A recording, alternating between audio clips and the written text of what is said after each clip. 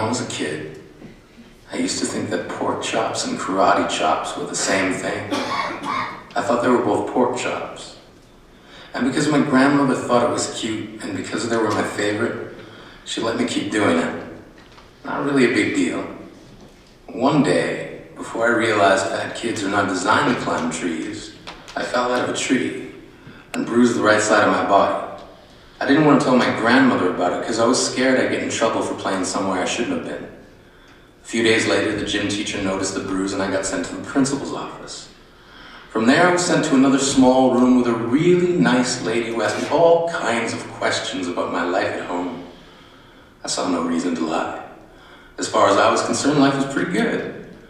I told her whenever I'm sad, my grandmother gives me karate chops. This led to a full-scale investigation. And I was removed from the house for 3 days until they finally decided to ask how I got the bruises. News of this silly little story quickly spread through the school and I earned my first nickname, Pork Chop. To this day, I hate pork chops. I'm not the only kid who grew up this way. Surrounded by people who used to say that rhyme about sticks and stones. As if broken bones hurt more than the names we got called, and we got called them all. So we grew up believing no one would ever fall in love with us. That we'd be lonely forever. That we'd never meet someone to make us feel like the sun was something they built for us in their tool shed. So broken heartstrings bled the blues as we tried to empty ourselves so we would feel nothing. Don't tell me that hurts less than a broken bone. That an ingrown life is something the surgeons can cut away, that there's no way for it to metastasize, it does. She was 8 years old. Our first day of grade 3 when she got called ugly. We both got moved to the back of class so we would stop getting bombarded by spitballs.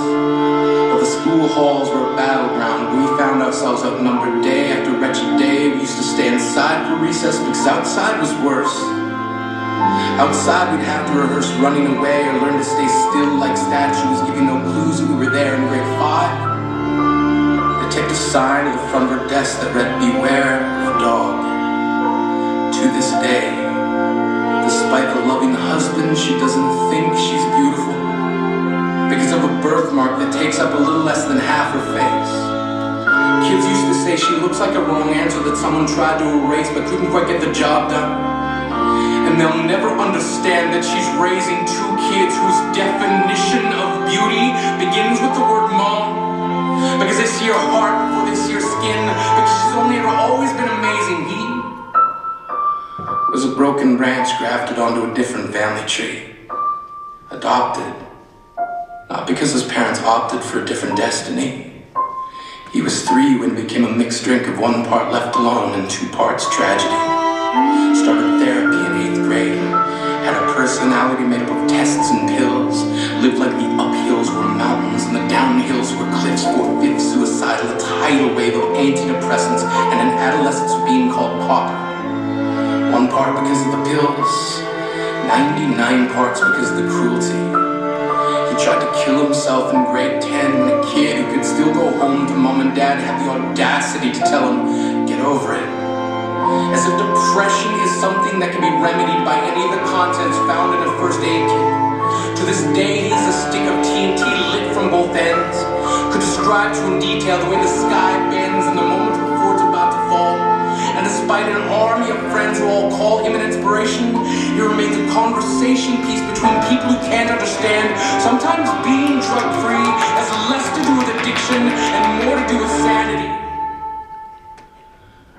We weren't the only kids who grew up this way.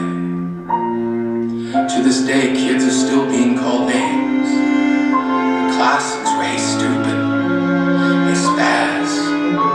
Seems like every school has an arsenal of names getting updated every year. If a kid breaks in school and no one around chooses to hear it, they make a sound. Or they're just background noise from a soundtrack stuck on repeat when people say things like kids can be cruel. You have to believe that they were wrong. They have to be wrong. Why else would we still be here? We up learning to cheer on the underdog because we see ourselves in them. Not the faded echoes of voices crying out names will never hurt me. Of course, they did. But our lives will only ever always continue to be a balancing act that has less to do with pain and more to do with beauty.